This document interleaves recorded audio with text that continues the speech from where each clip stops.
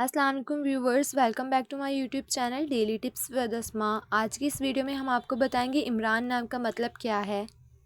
इमरान नाम का शुमार लड़कों के नामों में होता है। इमरान एक इस्लामी नाम है। इमरान नाम की इब्तिदाई तारीख़ अरबी ज़बान से निकलती है। इमरान नाम के अफराद के लिए खुशकिस्मत नंबर 1 माना जाता है। माहिरीन के मुताबिक इमरान नाम के लड़के बहुत रहमदिल होते हैं। इमरान नाम का मतलब है हज़रत मूसा के वालिद का नाम।